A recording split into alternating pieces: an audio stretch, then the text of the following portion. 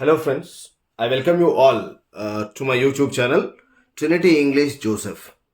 And friends, today I'm just going to explain to you about interactive English, Telangana State Syllabus English textbook. And as a part of it, today I'm going to explain you about Poetry-1, that is Goodbye Party for Miss Pushpa which is written by Nissim Ezekiel, and we would be looking into the details of this particular poem, which is called Goodbye Party for Miss Pushpa. And here, if you just look at, you have about the poet Nissim Ezekiel, born in 1924 and died in 2004. And here, Nissim Ezekiel was an Indian Jewish poet, actor, playwright, art critic, and editor.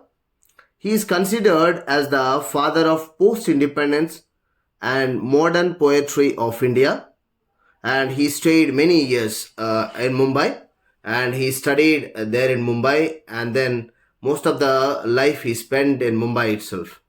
And his major works and major themes are of his literary work: Indian contemporary scene, modern urban life, human relations, etc. And he got certain awards like Padma Shri in 1988 and Sahitya Academy Award in 1983. And coming to the present poem, the poem is a part of his collection Hymns in Darkness, and this particular poem is a parody and satire on the usage of English language by some Indians, especially the habit of using present continuous tense in the place of a simple present tense and rambling style of conversation. Rambling style is the one where you mumble or you just try to make a kind of sounds, okay, which are familiar to our native language rather than English. And here, this particular thing is written in the form of dramatic monologue. So, dramatic monologue, mono means single, log means speech. So, when and where the speech made by the narrator reflects more about him than about others. And in this, the narrator speaks to the people, and the people keep listening, though they are present there on the stage, but still they don't talk. So that is what we call it as dramatic monologue. And this particular lesson follows the dramatic monologue as it is mentioned. And here is a picture to show how it might have gone and how it might have taken place. So here this person trying to give the speech, and all the others, those who are present, they are just listening to. And here is a poem for us to recite. Goodbye Party for Miss Pushpa by Nissim Ezekiel. Friends, as dear sister is departing for foreign in 2-3 days, and we are meeting today to wish her bon voyage. You are all knowing friends. What sweetness is in Miss Pushpa? I don't mean only external sweetness, but internal sweetness.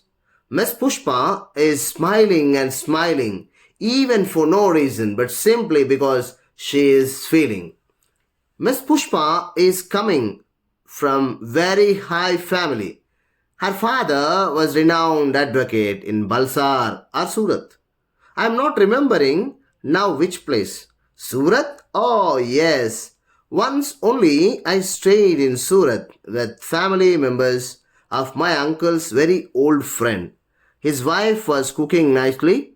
That was long time ago.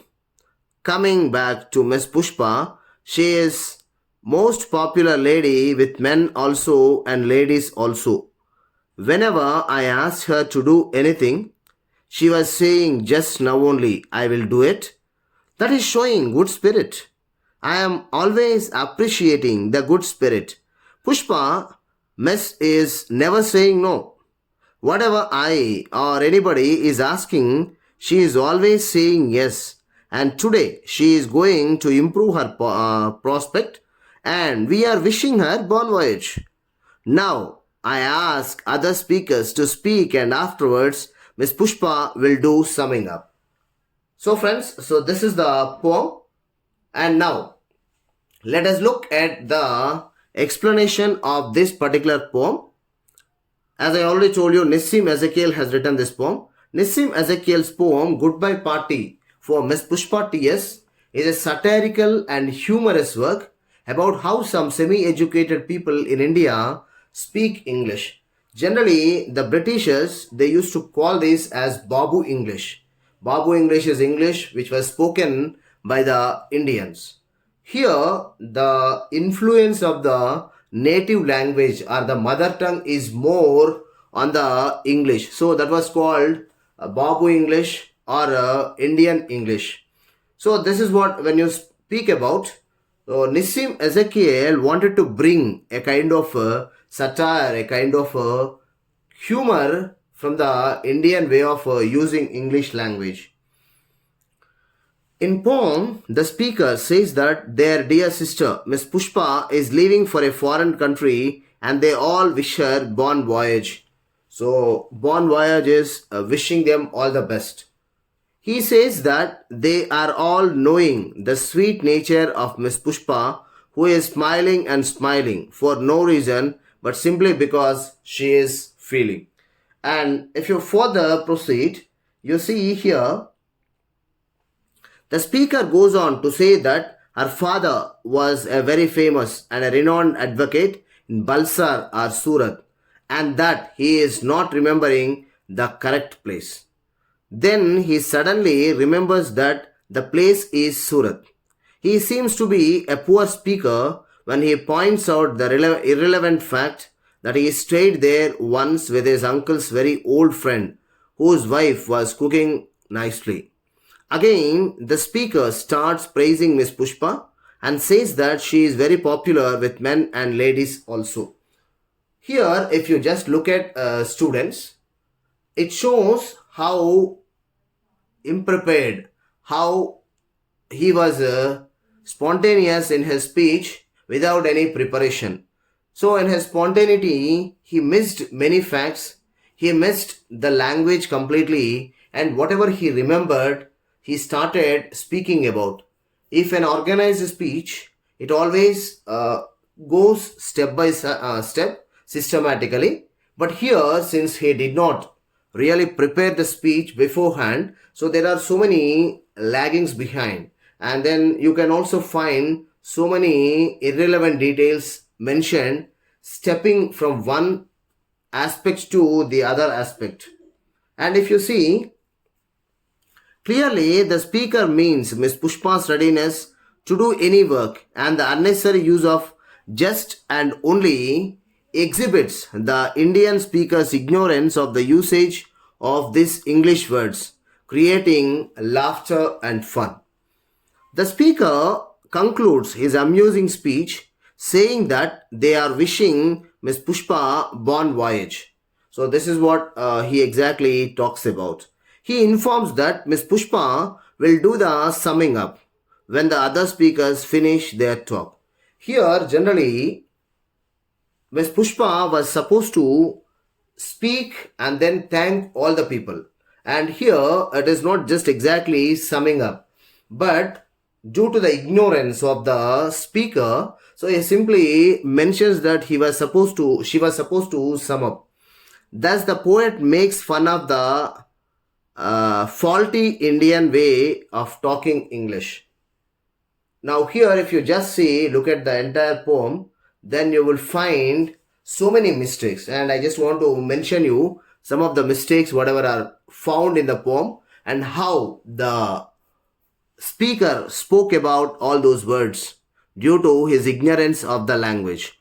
Goodbye party. So that's not exactly goodbye party. We call it as farewell party. And then here, it's not departing, it is leaving. 2-3 days. It's not 2-3 days, it's supposed to be couple of days. And you are all knowing. So you know. So you shouldn't use the continuous tense. As I already told you earlier, The usage of the present continuous is not required in some of the language. In India, in English language, we generally don't use before certain words, especially before the verbs of senses, the feelings, emotions, thinking, possessions. Before all these words, we don't use the ing form.